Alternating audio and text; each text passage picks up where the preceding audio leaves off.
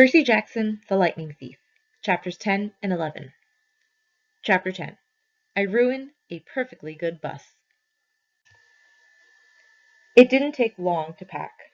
I decided to leave the Minotaur horn in my cabin, which left me only an extra change of clothes and a toothbrush to stuff in my backpack Grover had found for me.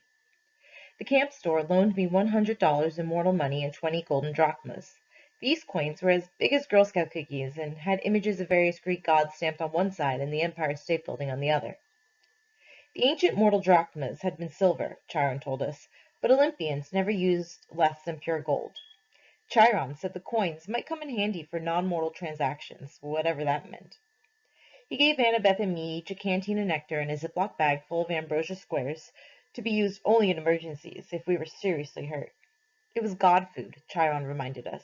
It would cure us of almost any injury, but it was lethal to mortals. Too much of it would make a half-blood very, very feverish. An overdose would burn us up, literally. Annabeth was bringing her magic Yankees cap, which she told me had been a 12th birthday present from her mom. She carried a book on famous classical architecture written in ancient Greek to read when she got bored, and a long bronze knife hidden in her shirt sleeve. I was sure the knife would get us busted the first time we went through a metal detector. Grover wore his fake feet and his pants to pass as human. He wore a green Rasta-style cap because when it rained his curly hair flattened and you could just see the tips of his horns. His bright orange backpack was full of scrap metal and apples to snack on. In his pocket was a set of reed pipes his daddy goat had carved for him, even though he only knew 2 songs, Mozart's Piano Concerto No. 12 and Hilary Duff's So Yesterday, both of which sounded pretty bad on reed pipes. Please stop here and answer question 1. We waved goodbye to the other campers, took one last look at strawberry fields, the ocean, and the big house, then hiked up Half-Blood Hill to the tall pine tree that used to be Talia, daughter of Zeus. Chiron was waiting for us in his wheelchair. Next to him stood the surfer dude that I'd seen when I was recovering in the sick room. According to Grover, the guy was at the camp's head as security. He supposedly had eyes all over his body so that he could never be surprised. Today, though, he was wearing a chauffeur's uniform, so I could only see extra peepers on his hands, face, and neck. "This is Argus," Chiron told me. "He will drive you into the city and, keep an eye on things." I heard footsteps behind us. Luke came running up the hill carrying a pair of basketball shoes. "Hey," he panted. "Glad I caught you." Annabeth blushed, the way she always did when Luke was around. "Just wanted to say good luck," Luke told me, "and I thought, maybe you could use these." He handed me the sneakers, which looked pretty normal. They even smelled kind of normal. Luke said, "Maya." White birds' wings sprouted out of the heel, startling me so much I dropped them. The shoes flapped around on the ground until the wings folded up and disappeared. "Awesome," Grover said. Luke smiled. "Those served me well when I was on my quest. Gift from Dad. Of course, I don't use them much these days."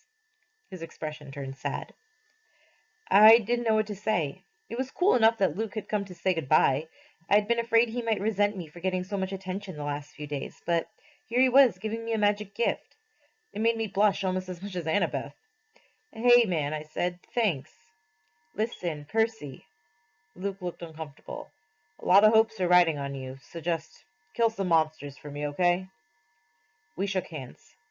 Luke patted Grover's head between the horns, then gave a goodbye hug to Annabeth, who looked like she might pass out. After Luke was gone, I told her, "You're hyperventilating." "Am not." "You let him capture the flag instead of you, didn't you?" "Oh, why do I want to go anywhere with you, Percy?" She stomped down the other side of the hill, where a white SUV waited on the shoulder of the road. Argus followed, jingling his car keys. I picked up the flying shoes and had a sudden bad feeling. I looked at Chiron. "I won't be able to use these, will I?" He shook his head. "Luke meant well, Percy, but taking to the air, that would not be wise for you." I nodded, disappointed, but then I got an idea. "Hey, Grover, you want a magic item?" His eyes lit up. "Me?" Pretty soon we laced the sneakers over his fake feet, and the world's first flying goat boy was ready for launch. "Maya!" he shouted. He got off the ground okay, but then fell over sideways, so his backpack dragged through the grass. The winged shoes kept bucking up and down like tiny broncos. "Practice!" Chiron called after him. "You just need practice." "Ah!" Grover went flying sideways down the hill like a possessed lawnmower, heading toward the van. Before I could follow, Chiron caught my arm. "I should have trained you better, Percy," he said. "If only I had more time. Hercules, Jason, they all got more training." "That's okay. I just wish—" I stopped myself, because I was about to sound like a little brat. I was wishing my dad had given me a cool magic item to help on the quest, something as good as Luke's flying shoes or Annabeth's invisibility cap. Please stop here and answer question 2. "What am I thinking?" Chiron cried. "I can't let you get away without this." He pulled a pen from his coat pocket and handed it to me. It was an extraordinary disposable ballpoint black ink removable cap. Probably cost 30 cents. "Gee," I said, "thanks." "Percy, that's a gift from your father. I've kept it for years, not knowing you were who I was waiting for. But the prophecy is clear to me now. You are the one." I remembered the field trip to the Metropolitan Museum of Art when I vaporized Mrs. Dodds. Chiron had thrown me a pen that turned into a sword. Could this be— I took off the cap and the pen grew longer and heavier in my hand. In half a second I held a shimmering bronze sword with a double-edged blade, a leather-wrapped grip, and a flat hilt riveted with gold studs. It was the first weapon that actually felt balanced in my hand. "The sword has a long and tragic history that we need not go into," Chiron told me. "Its name is Anaklusmos." "Riptide," I translated, surprised that ancient Greek came so easily. "Use it only for emergencies," Chiron said, "and only against monsters. No hero should harm mortals unless absolutely necessary, of course, but this sword wouldn't harm them in any case." I looked at the wickedly sharp blade. "What do you mean it wouldn't harm mortals? How could it not?" "The sword is celestial bronze, forged by the Cyclopses, tempered in the heart of Mount Etna, cooled in the river Lethe. It's deadly to monsters, to any creature from the underworld, provided they don't kill you first. But the blade will pass through mortals like an illusion. They simply are not important enough for the blade to kill, and I should warn you, as a demigod, you can be killed by either celestial or normal weapons. You are twice as vulnerable." Good to know. Now, recap the pen. I touched the pen cap to the sword tip, and instantly Riptide shrank to a ballpoint pen again. I tucked it in my pocket, a little nervous because I was famous for losing pens at school. "You can't," Chiron said. "Can't what?" "Lose the pen," he said. "It is enchanted. It will always reappear in your pocket. Try it." I was wary, but I threw the pen as far as I could down the hill and watched it disappear in the grass. "It may take a few moments," Chiron told me. "Now, check your pocket." Sure enough, the pen was there.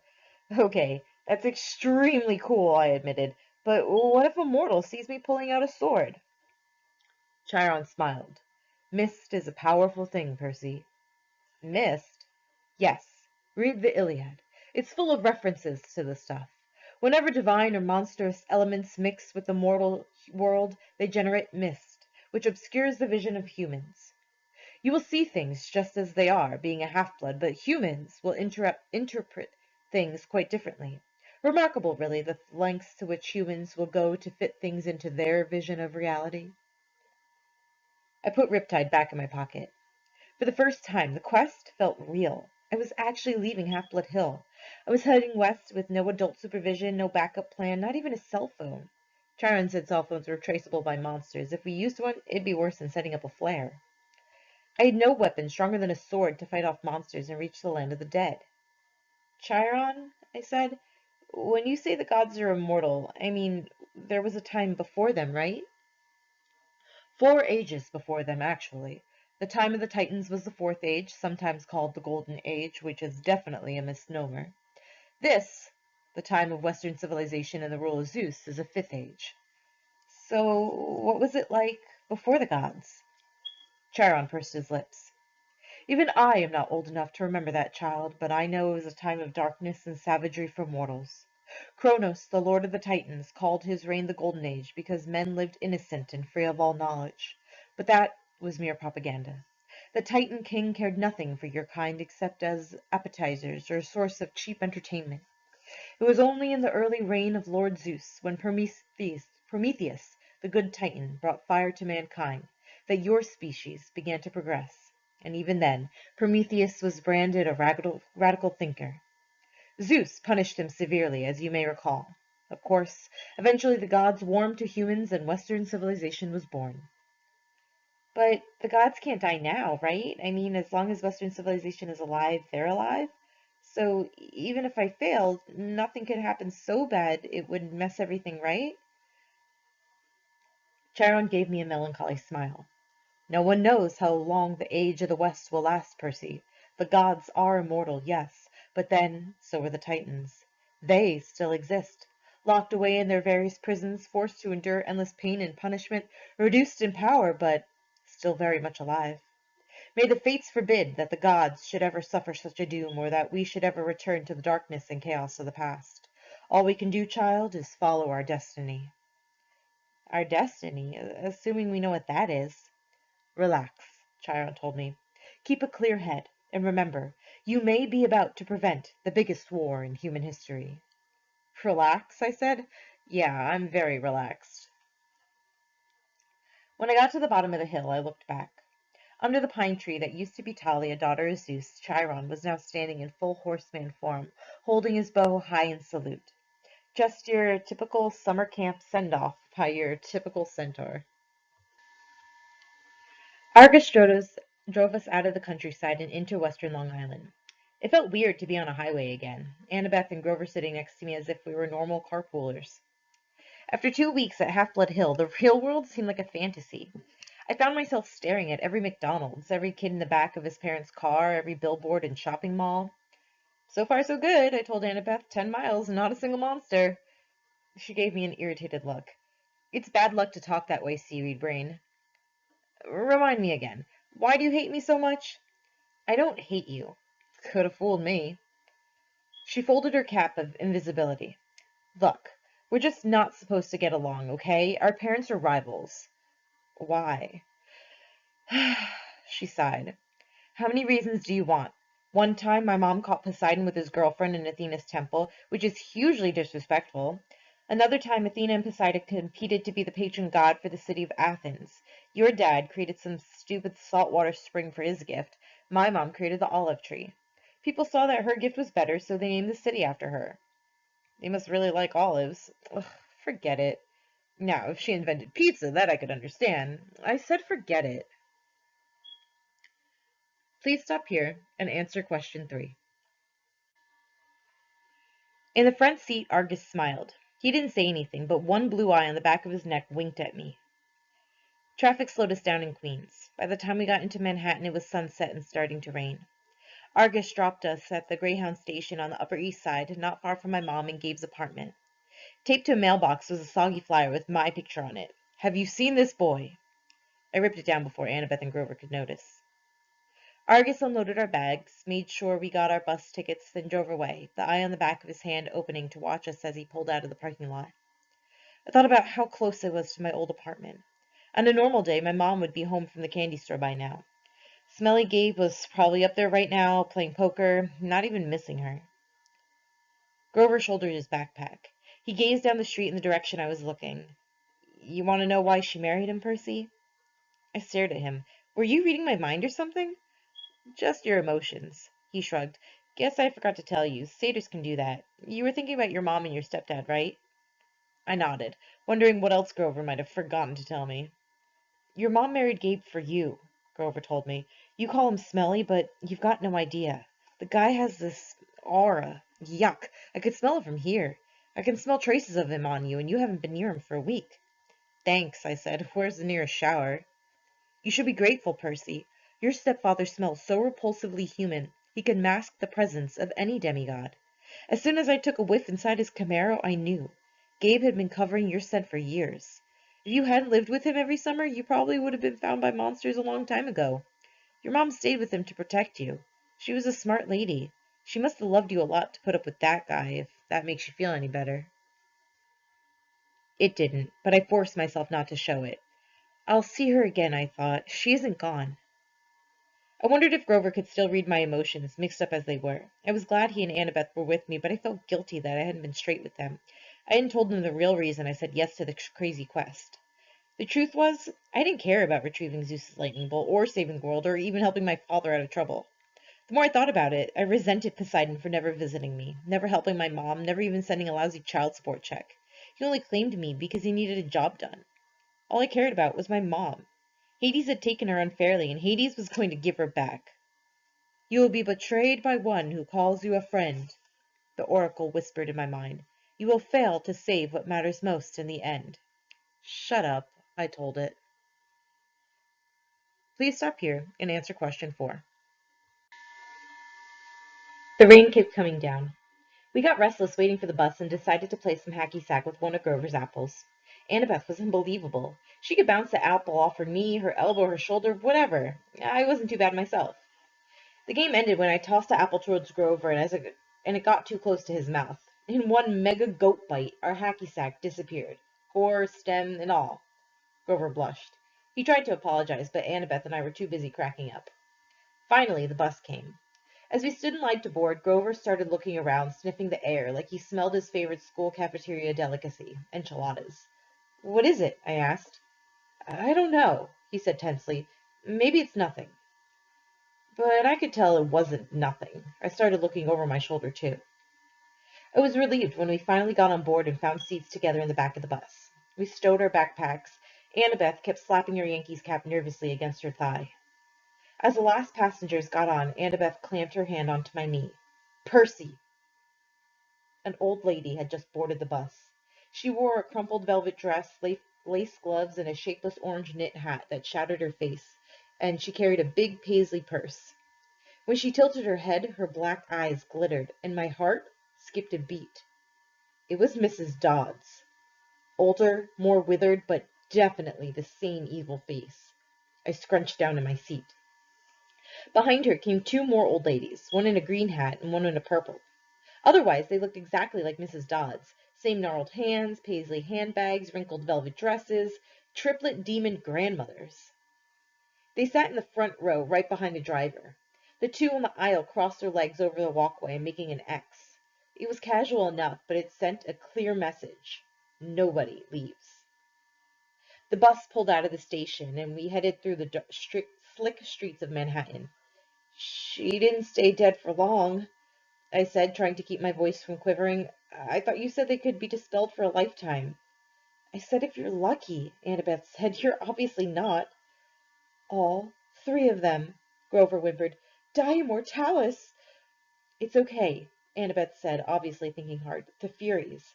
The three worst monsters from the underworld. No problem, no problem. We'll just slip out of the windows." "They don't open," Grover moaned. "A back exit?" she suggested. There wasn't one. And even if there had been, it wouldn't have helped. By that time, we were on Ninth Avenue heading for the Lincoln Tunnel. "They won't attack us with witnesses around," I said, "will they?" "Mortals don't have good eyes," Annabeth reminded me. "Their brains can only process what they see through the mist." "They'll see three old ladies killing us, won't they?" She thought about it. "Hard to say, but we can't count on mortals for help. Maybe an emergency exit in the roof?" We hit the Lincoln Tunnel, and the bus went dark except for a running light down the aisle. It was eerily quiet without the sound of the rain. Mrs. Dodds got up. In a flat voice, as if she rehearsed it, she announced to the whole bus, "I need to use the restroom." "So do I," said the second sister. "So do I," said the third sister. They all started coming down the aisle. "I've got it," Annabeth said. "Percy, take my hat." "What?" "You're the one they want. Turn invisible and go up the aisle. Let them pass you. Maybe you can get to the front and get away." "But you guys—" "There's an outside chance they might not notice us," Annabeth said. "You're a son of one of the big three. Your smell might be overpowering." "I can't just leave you." "Don't worry about us," Grover said. "Go." My hands trembled. I felt like a coward, but I took the Yankees cap and put it on. When I looked down, my body wasn't there anymore. I started creeping up the aisle, and managed to get up 10 rows, then duck into an empty seat just as the Furies walked past. Mrs. Dodds stopped, sniffing and looking straight at me. My heart was pounding. Apparently she didn't see anything. She and her sisters kept going. I was free. I made it to the front of the bus. We were almost through the Lincoln Tunnel now. I was about to press the emergency stop button when I heard hideous wailing from the back row. The old ladies were not old ladies anymore. Their faces were still the same. I guess those couldn't get any uglier. But their bodies had shriveled into leathery brown hag bodies with bat wings and hands and feet like gargoyle claws. Their handbags had turned into fiery whips. The Furies surrounded Grover and Annabeth, lashing their whips, hissing, "Where is it? Where?" The other people on the bus were screaming, cowering in their seats. They saw something, all right. "He's not here!" Annabeth yelled. "He's gone!" The Furies raised their whips. Annabeth drew her bronze knife. Grover grabbed a tin can from his snap bag and prepared to throw it. What I did next was so impulsive and dangerous, I should have been named ADHD Poster Child of the Year. The bus driver was distracted, trying to see what was going on in his rearview mirror. Still invisible, I grabbed the wheel from him and jerked it to the left. Everybody howled as they were thrown to the right, and I heard what I hoped was the sound of three Furies smashing against the windows. "Hey!" the driver yelled. "Hey, whoa!" We wrestled for the wheel. The bus slammed against the side of the tunnel, grinding metal, throwing sparks a mile behind us. We careened out of the Lincoln Tunnel and back into the rainstorm. People and monsters tossed around the bus, cars plowed aside like bowling pins. Somehow, the driver found an exit. We shot off the highway through half a dozen traffic lights and ended up barreling down one of those New Jersey rural roads where you can't believe there's so much nothing right across the river from New York. There were woods to our left and the Hudson River to our right, and the driver seemed to be veering towards the river. Another great idea. I hit the emergency brake. The bus wailed, spun a full circle on the wet asphalt, and crashed into the trees. The emergency lights came on. The door flew open. The bus driver was the first one out, the passengers yelling as they stampeded after him. I stepped into the driver's seat and let them pass. The Furies regained their balance. They lashed their whips at Annabeth while she waved her knife and yelled in ancient Greek, telling them to back off. Grover threw tin cans. I looked at the open doorway. I was free to go, but I couldn't leave my friends. I took off the invisibility cap. "Hey!" The Furies turned, baring their yellow fangs at me, and the exit suddenly seemed like an excellent idea. Mrs. Dodds stalked up the aisle, just as she used to do in class, about to deliver my F- math test. Every time she flicked her whip, red flames danced along the barbed leather. Her two ugly sisters hopped on top of the seats on either side of her and crawled toward me like huge, nasty lizards. "Percy Jackson," Mrs. Dodd said in an accent that was definitely from somewhere farther south than Georgia, "you have offended the gods. You shall die." "I like you better as a math teacher," I told her. She growled. Annabeth and Grover moved up behind the Furies cautiously, looking for an opening. I took the ballpoint pen out of my pocket and uncapped it, Riptide elongated into a shimmering double-edged sword. The Furies hesitated. Mrs. Dodds had felt Riptide's blade before. She obviously didn't like seeing it again.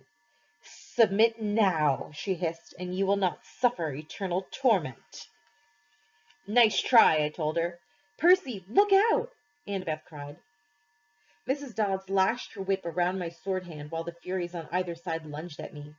My hand felt like it was wrapped in molten lead, but I managed not to drop Riptide. I struck the Fury on the left with its hilt, sending her toppling backward into a seat. I turned and sliced the Fury on the right. As soon as the blade connected to her neck, she screamed and exploded into dust. Annabeth got Mrs. Dodds in a wrestler's hold and yanked her backward, while Grover ripped the whip out of her hands. "Ow!" he yelled. "Ow! Ha! Ha! Ha!" The Fury I hilt slammed came at me again, talons ready, but I swung Riptide and she broke open like a piñata. Mrs. Dodds was trying to get Annabeth off her back. She kicked, clawed, hissed, and bit, but Annabeth held on while Grover got Mrs. Dodds' legs tied up with her own whip. Finally, they both shoved her backward into the aisle. Mrs. Dodds tried to get up, but she didn't have the room to flap her wings, so she kept falling down. "Zeus will destroy you," she promised. "Hades will have your soul." "Baracus meas versmini," I yelled. I wasn't sure where the Latin came from. I think it meant eat my pants. Thunder shook the bus. The hair rose on the back of my neck. "Get out!" Annabeth yelled at me. "Now!" I didn't need any encouragement. We rushed outside and found the other passengers wandering around in a daze, arguing with the driver or running around in circles yelling, "We're all going to die!" A Hawaiian-shirted tourist with a camera snapped my photograph before I could recap my sword. "Our bags!" Grover realized. "We left our—" Boom! The windows of the bus exploded as the passengers ran for cover. Lightning shredded a huge crater in the roof, but an angry wail from inside told me Mrs. Dodds was not yet dead. "Run," Annabeth said. "She's calling for reinforcements. We have to get out of here." We plunged into the woods as the rain poured down, the bus in flames behind us, and nothing but darkness ahead. Please stop here and answer question 5. Chapter 11. We visit the Garden Gnome Emporium. In a way, it's nice to know there are Greek gods out there, because you have somebody to blame when things go wrong. For instance, when you're walking away from a bus that's just been attacked by monstrous hags and blown up by lightning, and it's raining on top of everything else, most people might think that's just really bad luck. When you're a half-blood, you understand that some divine force really is trying to mess up your day. So there we were, Annabeth and Grover and I walking through the woods along the New Jersey riverbank, the glow of New York City making the night sky yellow behind us, and the smell of the Hudson reeking in our noses. Grover was shivering and braying, his big goat eyes turned slit-pupiled and full of terror. 3 kindly ones, all 3 at once. I was pretty much in shock myself. The explosion of bus windows still rang in my ears, but Annabeth kept pulling us along, saying, "Come on, the further away we get, the better." "All our money was back there," I reminded her. "Our food and clothes, everything." "Well, maybe if you hadn't decided to jump into a fight—" "What did you want me to do? Let you get killed?" "I didn't need you to protect me, Percy. I would have been fine." "Sliced like sandwich bread," Grover put in, "but fine." "Shut up, goat boy," said Annabeth. Grover brayed mournfully. "Tin cans! A perfectly good bag of tin cans!" We sloshed across mushy ground, through nasty, twisted trees that smelled like sour laundry. After a few minutes, Annabeth fell into line next to me. "Look, I—" Her voice faltered. "I appreciate your coming back for us, okay? That was really brave. We're a team, right?" She was silent for a few more steps. "It's just that, if you died, aside from the fact that it would really suck for you, it would mean the quest was over. This may be my only chance to see the real world."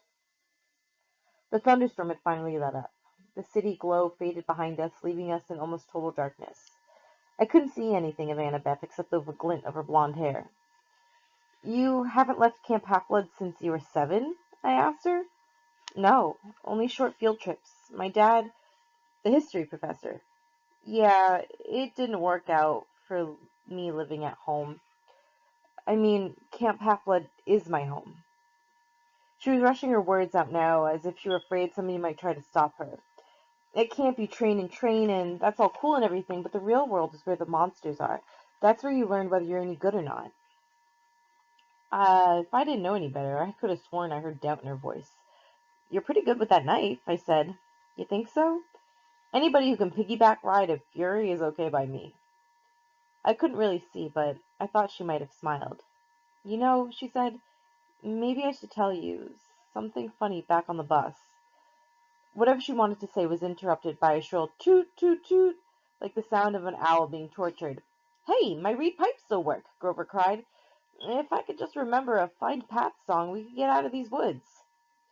He puffed out a few notes, but the tune still sounded suspiciously like Hilary Duff. Please stop here and answer question 6. Instead of finding a path, I immediately slammed into a tree and got a nice-sized knot on my head.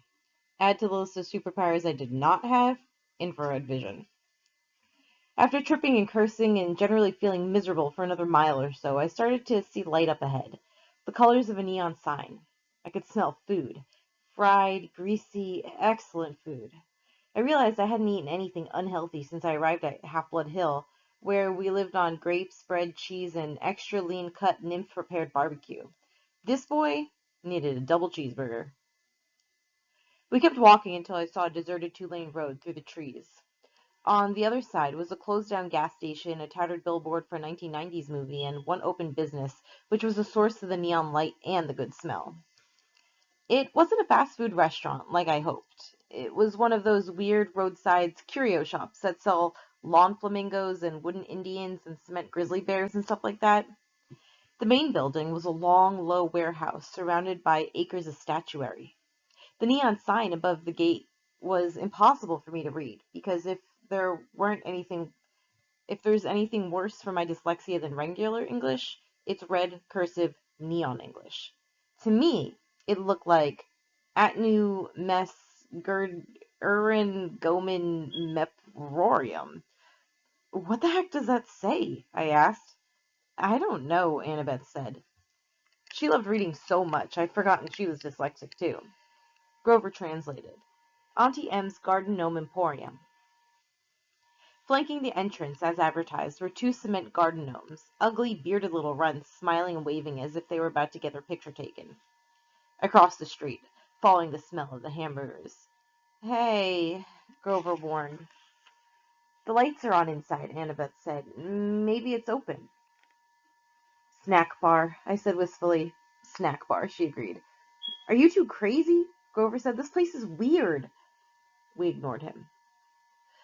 The front lot was a forest of statues, cement animals, cement children, even the cement satyr playing the pipes, which gave Grover the creeps.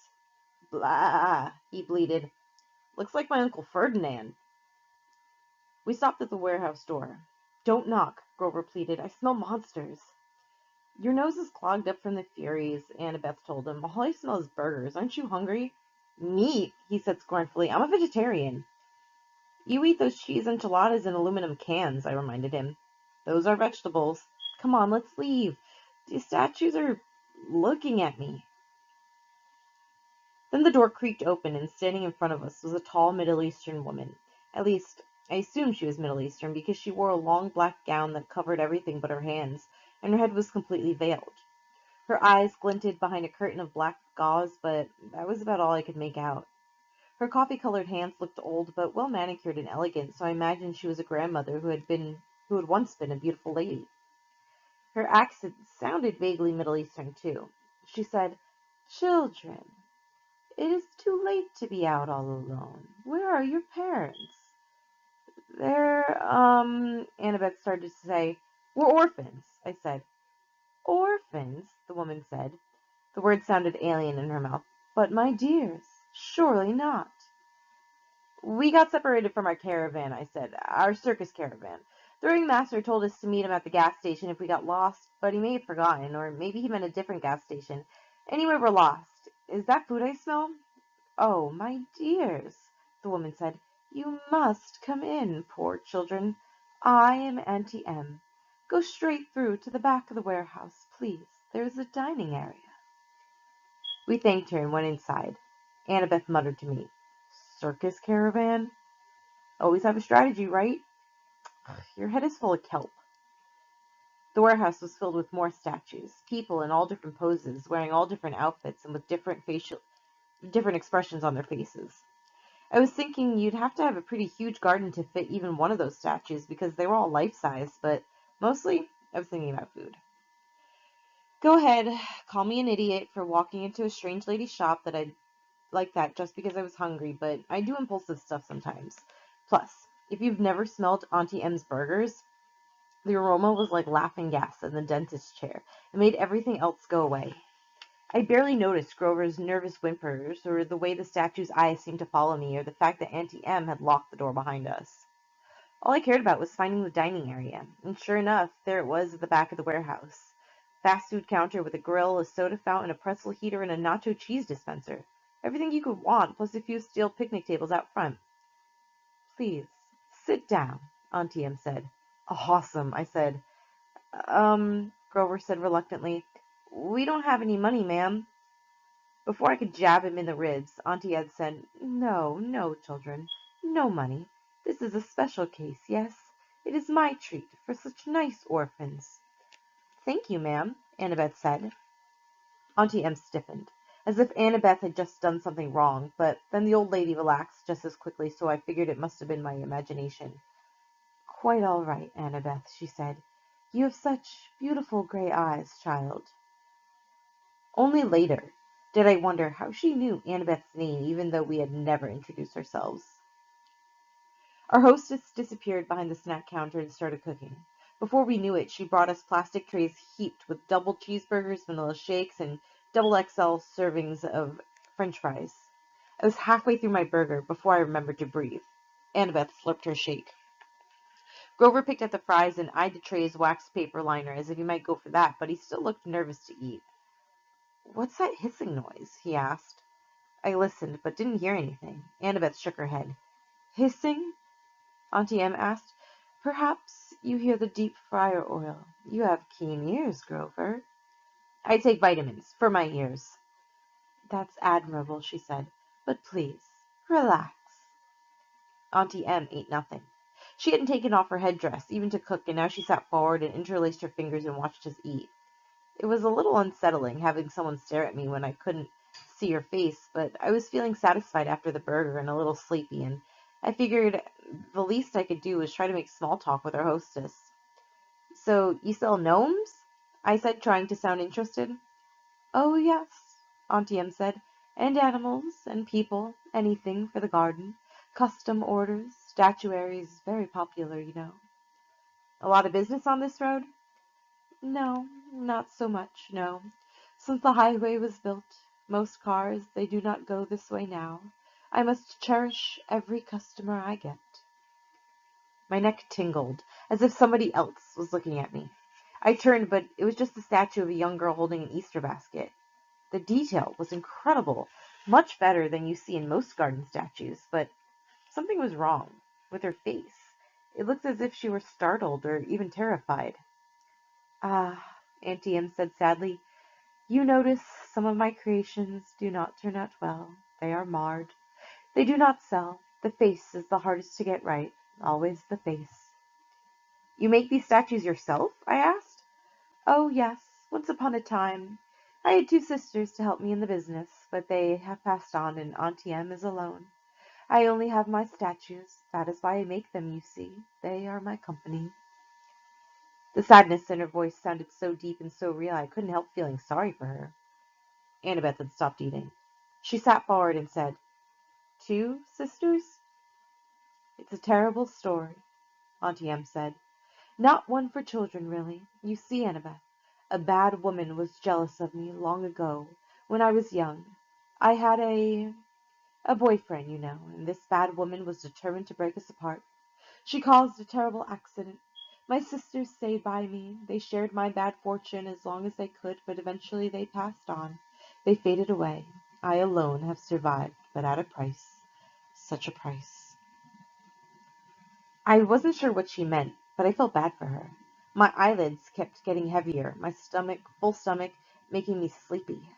Poor old lady. Who would want to hurt somebody so nice? "Percy?"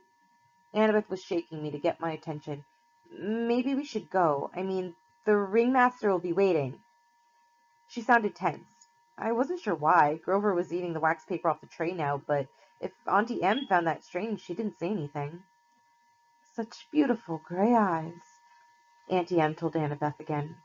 "My, yes, it has been a long time since I've seen gray eyes like those." She reached out as if to stroke Annabeth's cheek, but Annabeth stood up abruptly. "We really should go." "Yes!" Grover swallowed his wax paper and stood up. "The ringmaster is waiting, right?" I didn't want to leave. I felt full and content. Auntie Em was so nice. I wanted to stay with her a while. "Please, dears," Auntie Em pleaded. "I so rarely get to be with children. Before you go, won't you at least sit for a pose?" "A pose?" Annabeth asked wearily.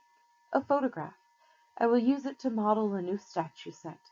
Children are so popular, you see. Everyone loves children." Annabeth shifted her weight from foot to foot. "I don't think we can, ma'am. Come on, Percy." "Sure we can," I said. I was irritated with Annabeth for being so bossy, so rude to an old lady who just fed us for free. "It's just a photo, Annabeth. What's the harm?" "Yes, Annabeth," the woman purred. "No harm." I could tell Annabeth didn't like it, but she allowed Auntie Em to lead us back out the front door into the garden of statues. Auntie Em directed us to a park bench next to the stone satyr. "Now," she said, "I'll just position you correctly. The young girl in the middle, I think, and the two young gentlemen on either side." "Not much light for a photo," I remarked. "Oh, enough," Auntie Em said. "Enough for us to see each other, yes?" "Where's your camera?" Grover asked. Auntie Em stepped back as if to admire the shot. "Now, the face is the most difficult. Can you smile for me, please, everyone? A large smile." Grover glanced at the cement satyr next to him and mumbled, "That sure does look like Uncle Ferdinand." "Grover," Auntie Em chastised, "look this way, dear." She still had no camera in her hands. "Percy," Annabeth said. Some instinct warned me to listen to Annabeth, but I was fighting the sleepy feeling, the comfortable lull that came from the food and the old lady's voice. "I will just be a moment," Auntie Em said. "You know I can't see you very well in this cursed veil." "Percy, something's wrong," Annabeth insisted. "Wrong?" Auntie Em said, reaching up to undo the wrap around her head. "Not at all, dear. I have such noble company tonight. What could be wrong?" "That is Uncle Ferdinand!" Grover gasped. Please stop here and answer question 7. "Look away from her!" Annabeth shouted. She whipped her Yankees cap onto her head and vanished. Her invisible hands pushed Grover and me both off the bench. I was on the ground looking at Auntie Em's sandaled feet. I could hear Grover scrambling off in one direction, Annabeth in another, but I was too dazed to move. Then I heard a strange rasping sound above me. My eyes rose to Auntie Em's hands, which had turned gnarled and warty, like sharp bronze talons for fingernails. I almost looked higher, but somewhere off to my left, Annabeth screamed, "No, don't!" More rasping, the sound of tiny snakes right above me, from about where Auntie Em's head would be. "Run!" Grover bleated. I heard him racing across the gravel, yelling, "Maya!" to kick-start his flying sneakers. I couldn't move. I stared at Auntie Em's gnarled claws and tried to fight the groggy trance the old woman had put me in. "Such a pity to destroy a handsome young face," she told me soothingly. "Stay with me, Percy. All you have to do is look up." I fought the urge to obey. Instead, I looked to one side and saw one of those glass spheres people put in gardens, a gazing ball. I could see Auntie Em's dark reflection in the orange glass. Her headdress was gone, revealing her face as a shimmering pale circle. Her hair was moving, writhing like serpents. Auntie Em. Auntie M. How could I have been so stupid? Think, I told myself. How did Medusa die in the myth? But I couldn't think. Something told me that in the myth Medusa had been asleep when she was attacked by my namesake, Perseus. She wasn't anywhere near asleep now. If she wanted, she could take those talons right now and rake open my face. "The gray-eyed one did this to me, Percy," Medusa said, and she didn't sound anything like a monster. Her voice invited me to look up, to sympathize with a poor old grandmother, Annabeth's mother. The cursed Athena turned me from a beautiful woman into this. Please stop here and answer question 8.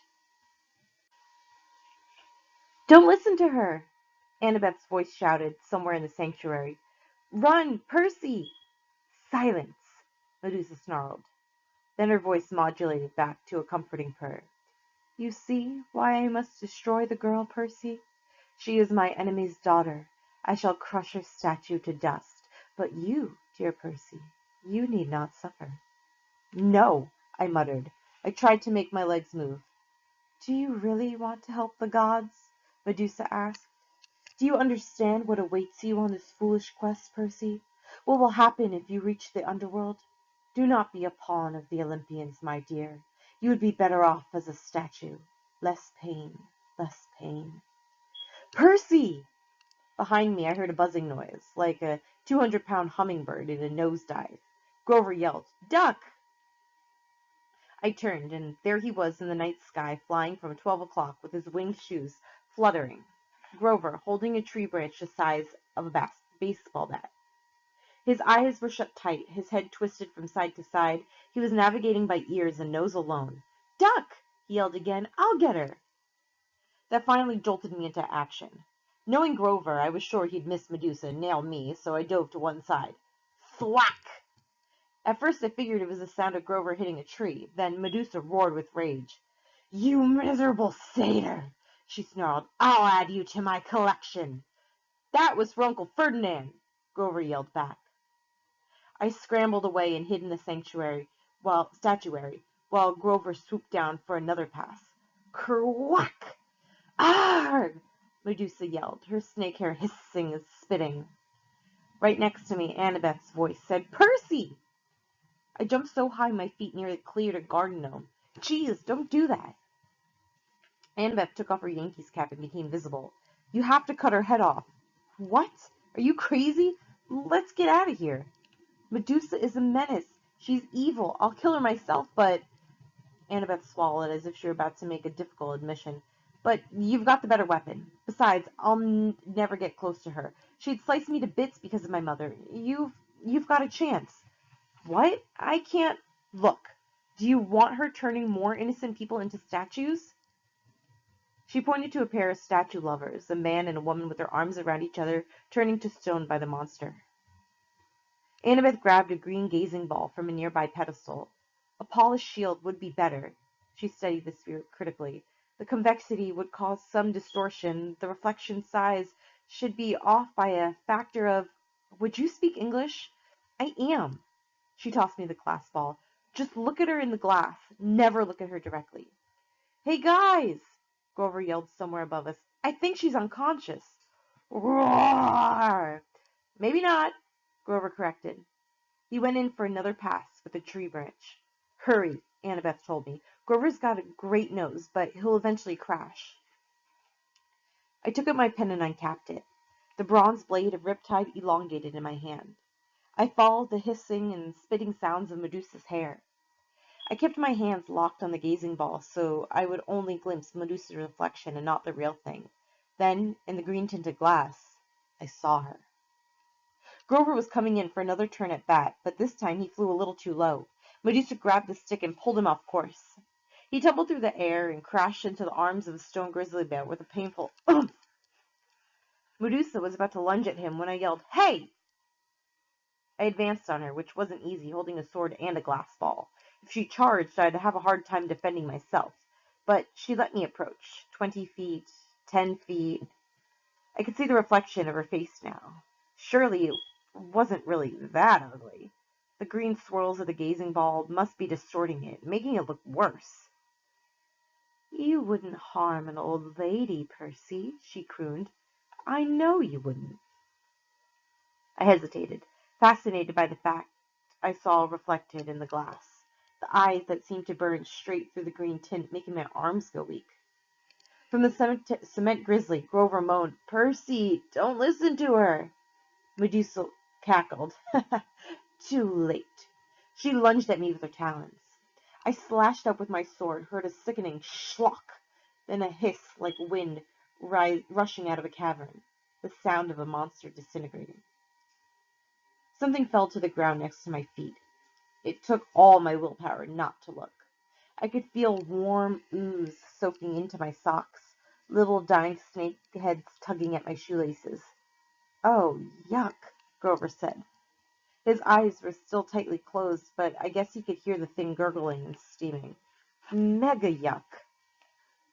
Annabeth came up next to me, her eyes fixed on the sky. She was holding Medusa's black veil. She said, "Don't move." Very, very carefully, without looking down, she knelt and draped the monster's head in black cloth, then picked it up. It was still dripping green juice. "Are you okay?" she asked me, her voice trembling. "Yeah," I decided, though I felt like throwing up my double cheeseburger. Why didn't the head evaporate?" "Once you sever it, it becomes the spoil of war," she said. "Same as your minotaur horn, but don't unwrap the head. It could still petrify you." Grover moaned as he climbed down from the grizzly statue. He had a big welt on his forehead. His green rasta cap hung from one of his little goat horns, and his fake feet had been knocked off his hooves. The magic speakers were flying aimlessly around his head. "The Red Baron," I said. "Good job, man." He managed a bashful grin. "That really was not fun, though. Well, the hitting her with the stick part, that was fun, but crashing into a concrete bear, not fun." He snatched his shoes out of the air. I recapped my sword. Together, the three of us stumbled back to the warehouse. We found some old plastic grocery bags behind the snack counter and double-wrapped Medusa's head. We plopped it on the table where we'd eaten dinner and sat around it, too exhausted to speak. Finally, I said, "So we have Athena to thank for this monster?" Annabeth flashed me an irritated look. "Your dad, actually. Don't you remember? Medusa was Poseidon's girlfriend. They decided to meet in my mother's temple. That's why Athena turned her into a monster. Medusa and her two sisters, who had helped her get into the temple, they became the three Gorgons. That's why Medusa wanted to slice me up, but she wanted to preserve you as a nice statue. She's so sweet on your dad. You probably reminded her of him." Please stop here and answer question 9. My face was burning. "Oh, so now it's my fault we met Medusa." Annabeth straightened. In a bad imitation of my voice, she said, "It's just a photo, Annabeth. What's the harm?" "Forget it," I said. "You're impossible. You're insufferable. Hey," Grover interrupted. "You two are giving me a migraine, and satyrs don't even get migraines. What are we going to do with the head?" I stared at the thing. One little snake was hanging out of a hole in the plastic. The words printed on the side of the bag said, "We appreciate your business." I was angry. Not just with Annabeth or her mom, but with all the gods for this whole quest, for getting us blown off the road and into 2 major fights the very first day out from camp. At this rate, we'd never make it to LA alive, much less before the summer solstice. What did Medusa say? "Do not be a pawn of the Olympians, my dear. You would be better off as a statue." I got up. "I'll be back." "Percy," Annabeth called after me. "What are you—" I searched in the back of the warehouse until I found Medusa's office. Her account book showed her 6 most recent sales, all shipments to the underworld to decorate Hades and Persephone's garden. According to one freight bill, the underworld's billing address was DOA Recording Studios, West Hollywood, California. I folded up the bill and stuffed it in my pocket. In the cash register, I found $20, a few golden drachmas, and some packing slips for Hermes Overnight Express, each with a little leather bag attached for coins. I rummaged around the rest of the office until I found the right size box. I went back to the picnic table, packed up Medusa's head, and filled out a delivery slip. The gods. Mount Olympus, 600th floor, Empire State Building, New York, New York, with Beth's wishes, Percy Jackson. "They're not going to like that," Grover warned. "They'll think you're impertinent." I poured some golden drachmas in the pouch. As soon as I closed it, there was a sound like a cash register. The package floated off the table and disappeared with a pop. "I am impertinent," I said. I looked at Annabeth, daring her to criticize. She didn't. She seemed resigned to the fact that I had a major talent for ticking off the gods. "Come on," she muttered. "We need a new plan." Please stop here and answer question 10.